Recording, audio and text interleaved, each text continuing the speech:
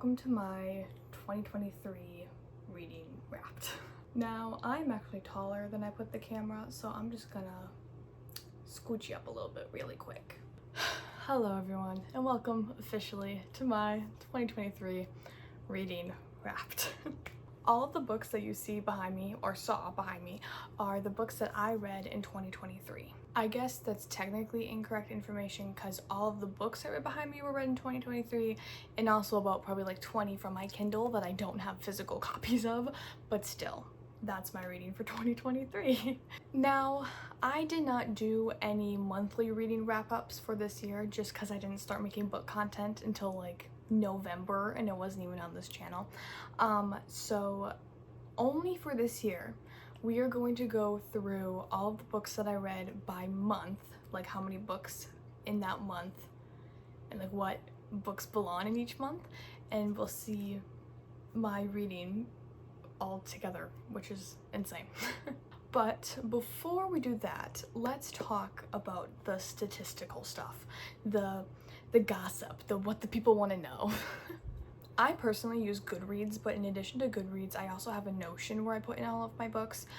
So I have kind of stats from my Notion and then also stats from Goodreads that kind of compiled everything together into a nice little thing for us. Now, unfortunately, I did not memorize everything, so I do have it all written down here in this nice little notepad. So if you see me looking to it, it's because I don't know all of these numbers off the top of my head. Do apologize for that.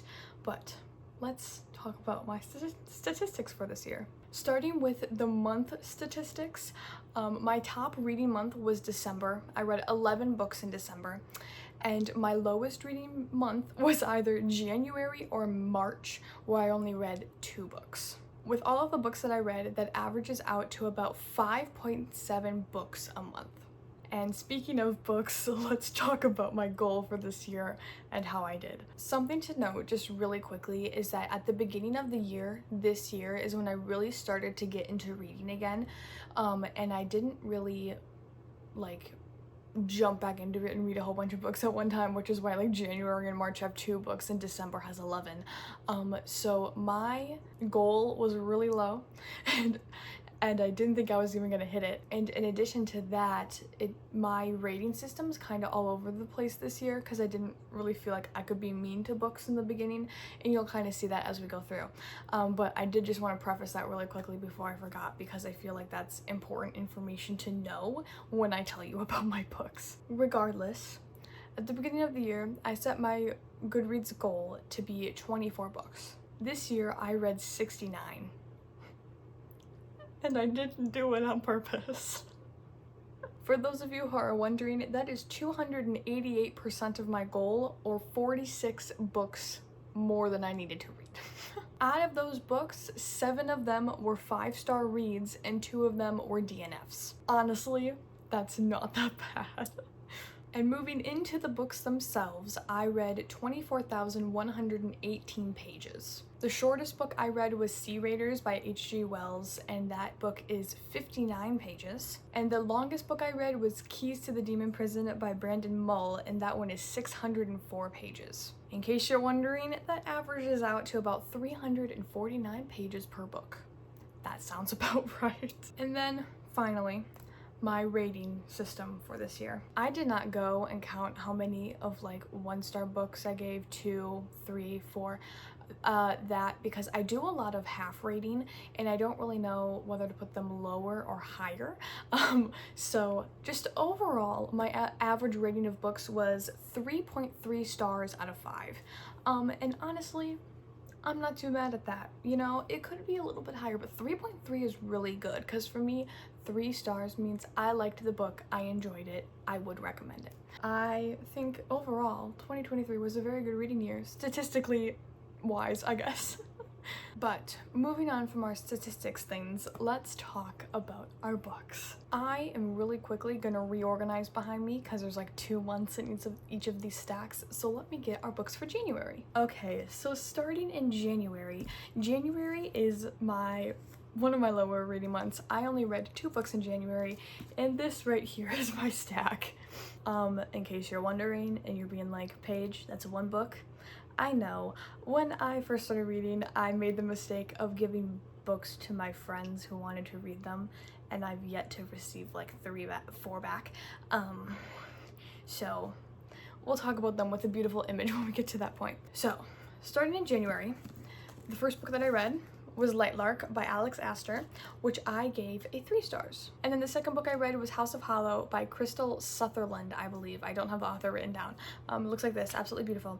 And I gave that one a 4. I still think about that book to this day. That was a very good one. But yes, those were my books for January. Moving on, let's talk about February. In February, I read 3 books, which are these 3 right here. The first 2 books of the month were All the Stars and Teeth and All of the Tides of Fate by Adeline Grace. This is a duology, and I gave both of these books 5 stars. And then I read the first book in the Caraval series, Caraval by Stephanie Garber, which I gave 4. If you can't tell, I was in a fantasy mood. But now that we've talked about February, let's move on to March. These are the 2 books that I read in March. The first was Legendary, the second book in the Caraval series, which I gave 5 stars. And then the second was Finale, the final book of the Caraval series, which I also gave 5 stars. This was March, now let's move on to April. In April, I read 5 books. Here are 4 out of the 5. The first book I read in April was Malice by Heather Walter, which I gave 2 out of 5 stars. The second was The Thorn Puller by Hiromi Ito, which I gave 4 stars. Third is The Seven Husbands of Evelyn Hugo by Taylor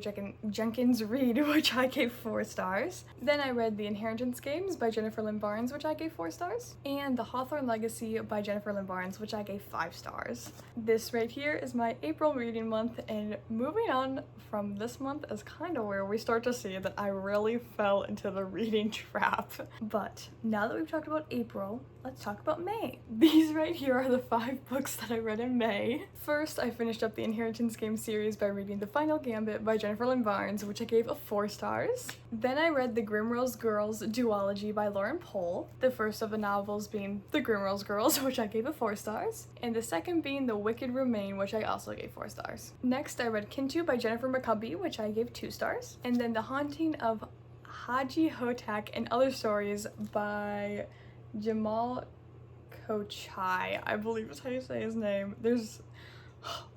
I had to take a class where I read books from other cultures, and the names are not nice to me, but I gave this book a 2 stars. But here's my reading month for May, and now we can talk about June. This stack is really heavy, so I'm gonna see if I can lift it all in frame at once, but I don't know if I'll be able to. These right here are the 9 books that I read in June.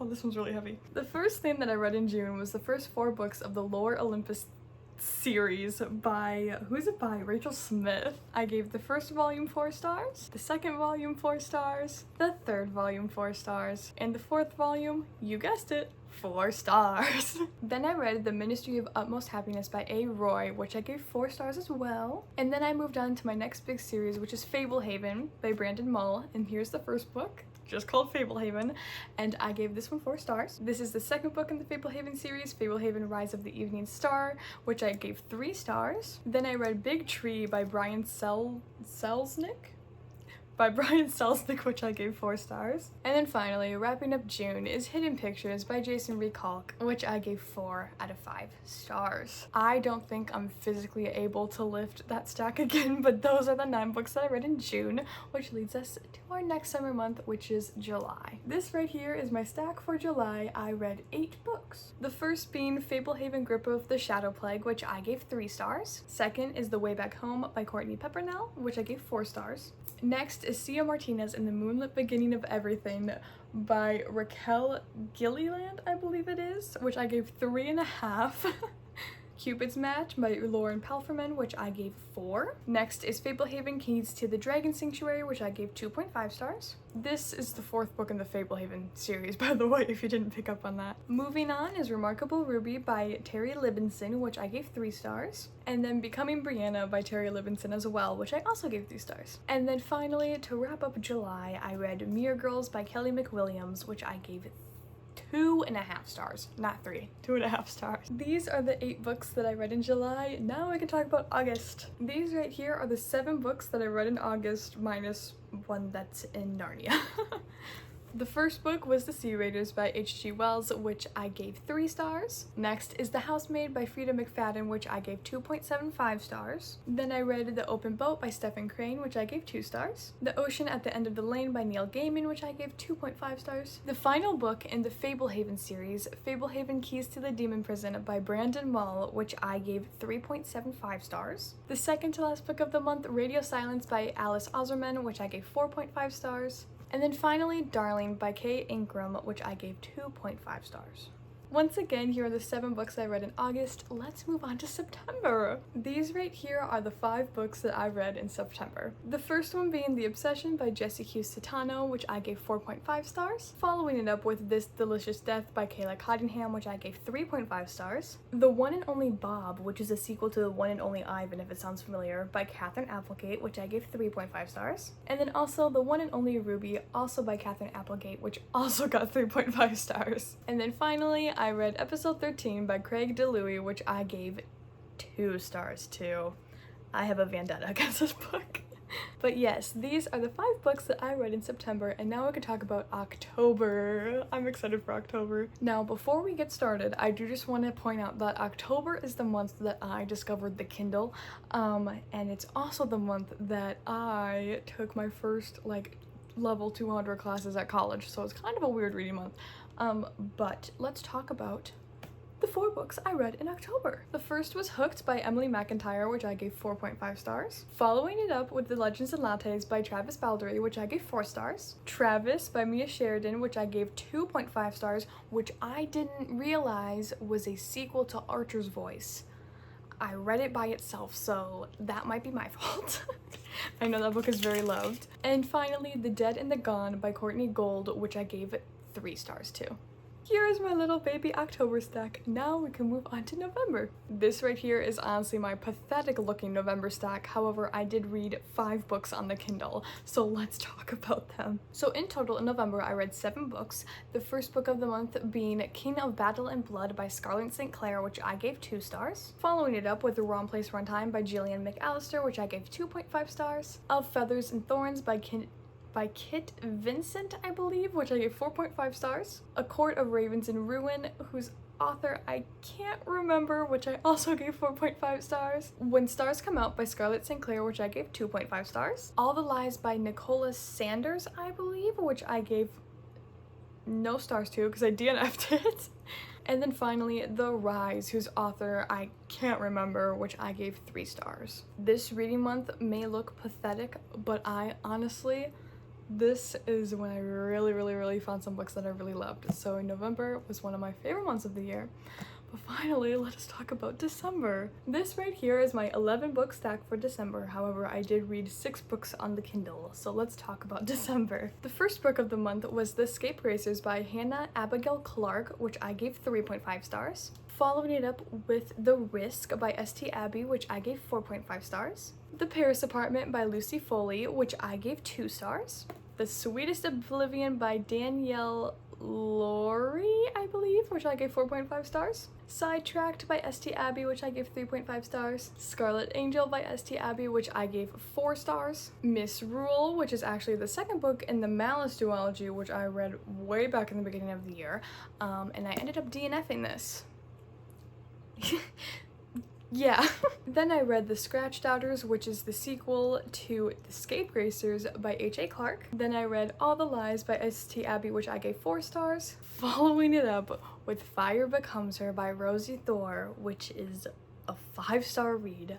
This is one of my favorite books I read this year.